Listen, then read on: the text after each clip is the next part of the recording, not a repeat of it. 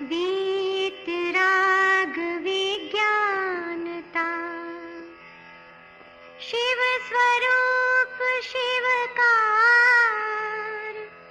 नमः त्रियोग संहार के।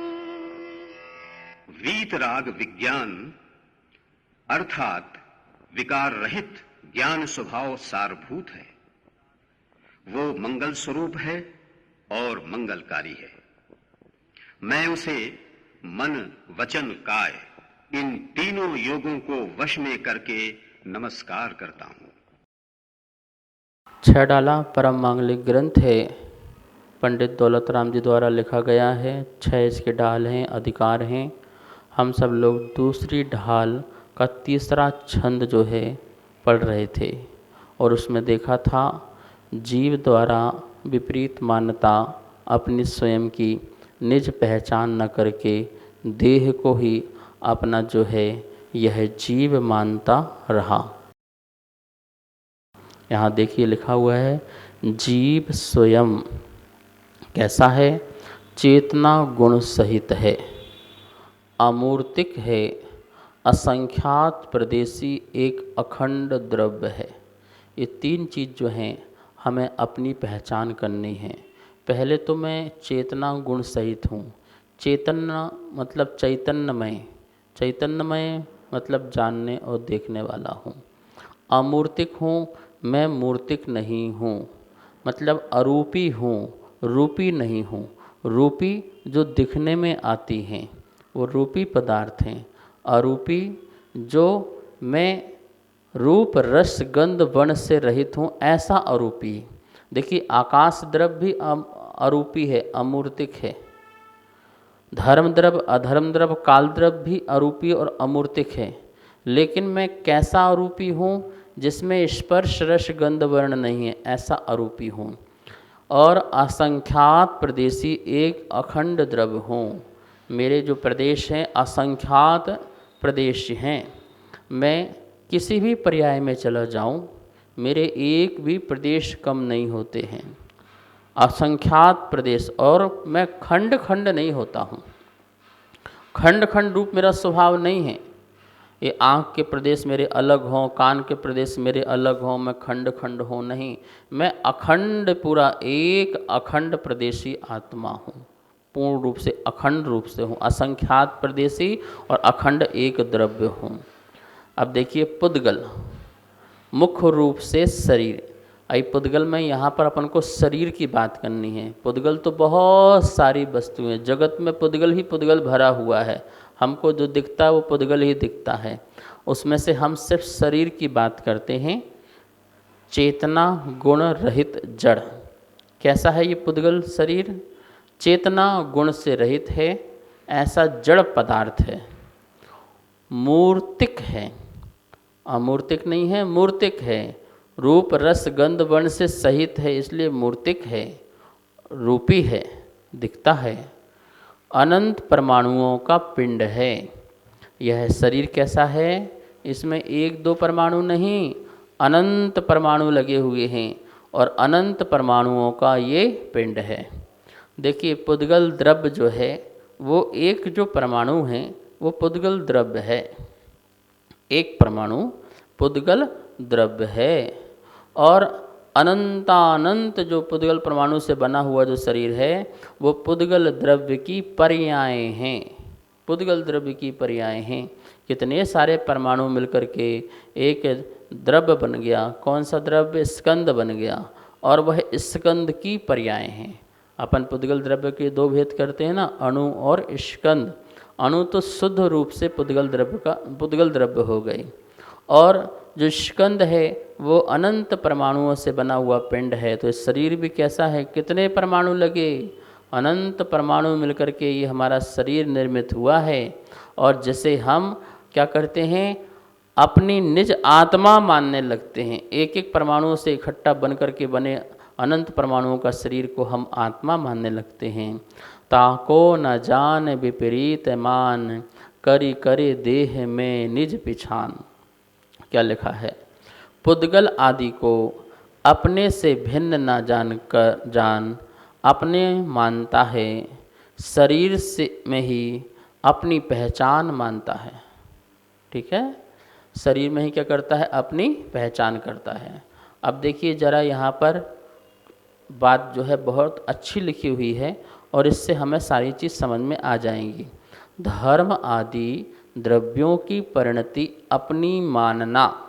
कैसे मानना? धर्म अधर्म आकाश काल जो हैं उनको अपनी परिणति जीव मानने लगता है, जबकि इनसे भिन्न चाल है, भिन्न स्वभाव आत्मा का है, पर अपनी मानने लगता है। कैसे मानता है? तो यहाँ पर 4 बातें लिखी हैं, देखो। मैंने चलाया, मैंने रोका, मैंने ठहराया, मैंने परिणमाया। ये 4 बातें अच्छी तरह से नोट कर लेना इसको। यदि ये बात समझ में आ गई तो हमारी जो जीव के प्रति जो विपरीत मान्यता है वो निकल जाएगी। क्या लिखा है? मैंने चलाया। क्या चलाया भैया आपने? मैंने गाड़ी चलाया, मैंने तुमको चलाया, ये कराया, वो कराया। तुम चलाने वाले हो सकते हो? अरे चलाने में तो धर्म द्रव्य सहायक है। किसी भी जीव को चलना हो, किसी भी पुद्गल को चलना हो, तो उस चलने में कौन सहायक है? धर्म द्रव्य। तो धर्म द्रव्य के कार्य को अपना कार्य मान लेना। धर्म द्रव्य का काम है ये, जीव पुद्गल को चलने में सहायक होना, पर उसके कार्य को अपना काम मान लेना, ये भी क्या है? विपरीत मान्यता है। मैंने रोका, अपन नहीं रोकने वाले। जीव और पुद्गल जो हैं अधर्म द्रव्य की सहायता से निमित्त से रुकते हैं। तो रोका तो उनके माध्यम से, लेकिन उसके काम को भी अपना काम मान लिया। यद्यपि जीव की इच्छा होती है तभी रुकता है, और जीव की इच्छा होती है तभी वो चलता है। ठीक है, इच्छा जीव की है, लेकिन चलने में और रुकने में किस द्रव्य का सहायता मिली है? धर्म द्रव्य और अधर्म द्रव्य। तो उस धर्म अधर्म द्रव्य के काम को भी अपना काम मान लेना, ये भी अपनी विपरीत मान्यता है। मैंने ठहराया, मैंने इस वस्तु को यहाँ ठहरा दिया, रोका दिया, लेकिन ठहराया किसने? आकाश द्रव्य ने। आकाश द्रव्य के निमित्त से सारी 6 द्रव्य जो हैं स्थान पाती हैं और वो रहती हैं। इस संसार में किसने ठहराया तुमको? ठीक है ना, तुम दिल्ली में ठहरे, तुम बॉम्बे में ठहरे, तुम यहाँ ठहरे, वहाँ ठहरे, तो किसने ठहराया? बोले मैंने इसको यहाँ ठहरा दिया, मैंने इसको वहाँ ठहरा दिया, मैंने इसको यहाँ रुकवा दिया। अरे भैया, आकाश द्रव्य ने समस्त द्रव्यों को अवगाह दे रखा है, समस्त द्रव्यों को स्थान दे रखा है। तो स्थान देने वाला तो आकाश द्रव्य है, लेकिन मैं अहंकार करता हूँ कि देखो मैंने इसको यहाँ पर ठहराया, तुम ठहराने वाले नहीं हो। ठीक है, तो इस प्रकार की भी विपरीत मान्यता मत लाना। मैंने परिणमाया, मैंने परिणमाया, कैसे पढ़वाया? यदि मैं नहीं पढ़ाता तो ये पढ़ता नहीं, मैं नहीं लिखाता तो ये लिखता नहीं, तो इसको पढ़ाने में मैं रहा, लिखवाने में मैं रहा, काम करवाने में मैं रहा। अरे भैया, ये काल द्रव्य जो है सभी जीव पुद्गल सभी द्रव्यों के परिणमन में कारण बनता है, निमित्त बनता है। मैं परिणमाने वाला नहीं हो सकता हूँ, लेकिन फिर भी हम जो हैं इस बात को मानते नहीं हैं। तो मैंने चलाया, मैंने रोका, मैंने ठहराया, मैंने परिणमाया, यह बात बनती नहीं है। और ये ऐसा मानते हैं तो ये विपरीत मान्यता होती है। अब देखिए, मिथ्या दृष्टि का शरीर तथा पर वस्तुओं संबंधी विचार, इसके लिए छंद नंबर 4 है, और इस 4 छंद के माध्यम से, चौथे छंद के माध्यम से यहाँ मिथ्या दृष्टि जीव है कैसा विचार करता है। मिथ्या दृष्टि शरीर को लेकर के या पर वस्तुओं को लेकर के, भौतिक वस्तुओं को लेकर के क्या विचार करता है, क्या सोचता है, इसको चौथे नंबर छंद के माध्यम से जो हैं कविराज जी ने बहुत सुंदर बताया है। आइए उमा जी की आवाज़ में यह छंद को सुनते हैं। मैं सुखी दुखी मैं रंग राव, मेरो धन गृह गोधन प्रभाव, मेरे सुततिय मैं सबल दीन, बेरूप सुभग मूरख प्रवीण। बहुत सुंदर आवाज़ में सुना आपने। मैं सुखी दुखी मैं रंक राव, मेरे धन गृह गोधन प्रभाव, मेरे सुततिय में सबल दीन, बेरूप सुभग मूरख प्रवीण। इसमें मिथ्या दृष्टि का विचार देखिए। मैं सुखी मैं दुखी, मैं सुखी हूँ मैं दुखी हूँ। मैं रंक मतलब निर्धन, राव मतलब राजा, मैं निर्धन हूँ मैं राजा हूँ। मेरे धन ये मेरा रुपया पैसा, गृह यह मेरा घर, गोधन यह मेरे गाय भैंस, प्रभाव मेरा बड़प्पन, ये मेरा प्रभाव मेरा बड़प्पन, मेरे सुत मेरी संतान, तीय ये मेरी स्त्री, मैं सबल मैं बलवान हूँ, दीन मैं निर्बल हूँ, बेरूप कुरूप हूँ मैं कुरूप हूँ, सुभग मैं सुंदर हूँ, मूर्ख मैं मूर्ख हूँ, प्रवीण मैं चतुर हूँ। इतनी बातें यहाँ पर बोली। और यह जीव इनके बारे में कितनी विचार करता है। आप देखिए आपके जीवन में भी जब कहते हो कि मैं सुखी हूँ या मैं दुखी हूँ, तो सुखी दुखी मैं किसके कारण बोलता हूँ? पर वस्तुओं के कारण मैं सुखी और दुखी बोलता हूँ। मेरे अनुकूल वस्तुओं की प्राप्ति हो जाना, मेरे अनुकूल वातावरण सही हो जाना, उससे मैं सुखी हो जाता हूँ। और मेरा कोई प्रतिकूल वस्तु है या वातावरण है तो मैं दुखी हो जाता हूँ। मतलब पर वस्तुओं के कारण मैं सुखी हो जाता हूँ और पर वस्तुओं के कारण ही मैं दुखी हो जाता हूँ। तो पर वस्तुओं से सुखी और दुखी मानना ये भी मिथ्या दृष्टि का विचार है। क्योंकि यहाँ तो कहा गया है कि कोई भी पर वस्तु मुझे सुखी नहीं कर सकता, मुझे कोई दुखी नहीं कर सकता जब तक मैं स्वयं सुखी दुखी ना होना चाहूँ। मैं ही तो राग करता हूँ तो सुखी हो जाता हूँ और मैं ही द्वेष करता हूँ तो मैं दुखी हो जाता हूँ। तो सुख और दुख जो हैं वो मेरे ही अपने राग द्वेष विकल्प हैं। मैं अपने इन राग द्वेष विकल्पों को तो सुख दुख का साधन नहीं मान रहा हूँ, लेकिन मैं सुख दुख का क्या मान रहा हूँ? बाह्य जगत को मान रहा हूँ। मुझे अच्छा मकान मिल गया तो मैं सुखी हो गया, अच्छा घर मिल गया सुखी हो गया, मेरा परिवार अच्छा मिल गया सुखी हो गया, जो मुझे साधन चाहिए थे वो साधन की प्राप्ति हो गई तो मैं सुखी हो गया, और मुझे वो साधन की प्राप्ति नहीं हुई तो मैं दुखी हो गया, मैं परेशान होने लगा, दुखी होने लगा।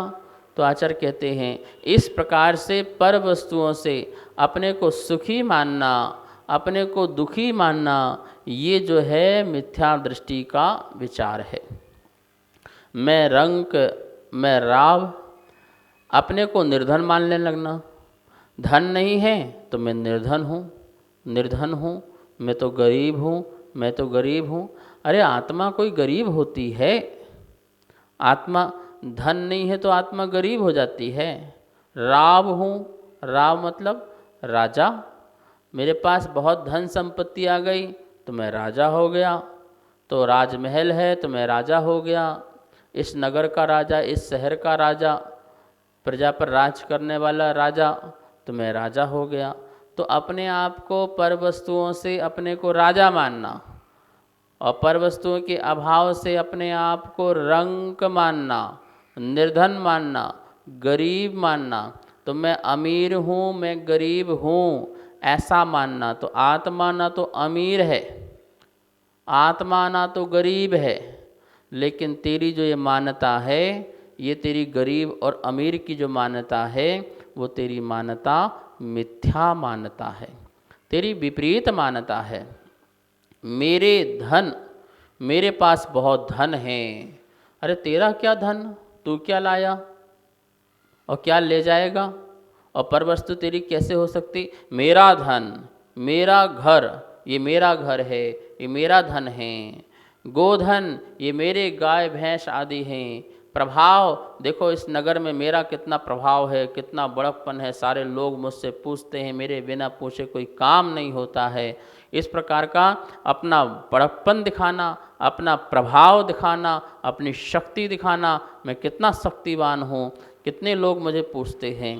तो इस प्रकार से मेरा धन, मेरा घर, मेरा प्रभाव, मेरे गोधन, मेरे सुत, ये मेरे पुत्र हैं, तीय, ये मेरी स्त्री है। तो इस प्रकार से ये मेरे पुत्र हैं, मेरी स्त्री है, मेरी माँ है, मेरे बच्चे हैं, ये रिश्तेदार हैं, खानदान हैं। कौन तुम्हारा है, ठीक है, बोलने में आता है बोलो, बोलने की भाषा मना नहीं कर रहे, इनको अपना मानने की मान्यता को मना कर रहे हैं कि तेरा कोई संसार में नहीं, एक परमाणु भी तेरा नहीं है। मैं सबल दीन, मैं बलवान हूँ। किसको बलवान मान रहे हैं, शरीर हष्ट पुष्ट है तो बलवान मान रहे हैं। तुम बलवान हो, तुम्हारी आत्मा बलवान है, ये शरीर की शक्ति शरीर की है, तुम्हारी नहीं है। दीन हूँ, मैं निर्बल हूँ, मेरा बल नहीं है, मैं तो दुबला पतला हूँ, मैं तो कहाँ शक्ति है, कहाँ शरीर में शक्ति है। इस प्रकार से ऐसा मानना। बेरूप, कोई काला है या रूप सही नहीं है तो अपने आप को वो बेरूप मानकर, कुरूप मानकर के दुखी होता रहता है। सुभग, सुंदर है तो सुंदर में घमंड करता रहता है, रूप में गर्व करता है तो वो रूप अपने को मानता है, ये भी तुम्हारा नहीं है, ये भी जड़ का है। मूर्ख प्रवीण, कभी अपने को मूर्ख मानता है, मुझे तो कुछ ज्ञान ही नहीं है, मुझे तो कुछ ज्ञान ही नहीं है। और ज्ञान है तो प्रवीण, अपने आप को प्रवीण मानता है कि मुझसे होशियार तो कोई दुनिया में है ही नहीं है। ये सब जो बातें हैं, आचार्य भगवान कहते हैं कि हम सब लोग ऐसी गलत फहमी में जी रहे हैं, और ये गलत फहमी में जीना ही मिथ्यात्व है। सम्यक तो आँखें खोलता है, सच्ची आँखें खोल देता है। हम इन सब से ऊपर उठ जाते हैं। न मैं सुखी, न दुखी, मैं न रंक, न राव, न घर, न धन, न वैभव, संपदा, सुत, तीय, परिवार, सबल, दुर्बल, सुभग, दुर्भग, मूर्ख, प्रवीण, इन सब से हट करके जीव जो है अपने को जानने देखने वाला मानता है, चैतन्यमय मानता है। मैं तो चेतना हूँ, बस इतनी सी बात मानता है। मैं जानता हूँ, देखता हूँ, इस बात को मानने वाला जीव सम्यक दृष्टि होता है। और इस प्रकार की जो मान्यता भी आपने देखी यहाँ पर, ये मान्यता वाला जो जीव है वो मिथ्या दृष्टि हो जाता है। तो मिथ्या दृष्टि जीव अपने शरीर को लेकर के और भौतिक पर पदार्थों को लेकर के जो विपरीत विचार करता रहता है, भ्रम में जीता है, वह भ्रम में जीने वाला जो है वो मिथ्या दृष्टि बन जाया करता है। इन सब को छोड़ें, चिंतन करें, अच्छे से विचार करें, सम्यक की ओर बढ़ें। समय हो चुका है, आइए माँ जिनवाणी की स्तुति करते हैं। वाणी के ज्ञान ते सूझे लोकालोक, सो वाणी मस्तक नमो, सदा देत हूँ धोख, सदा देत हूँ।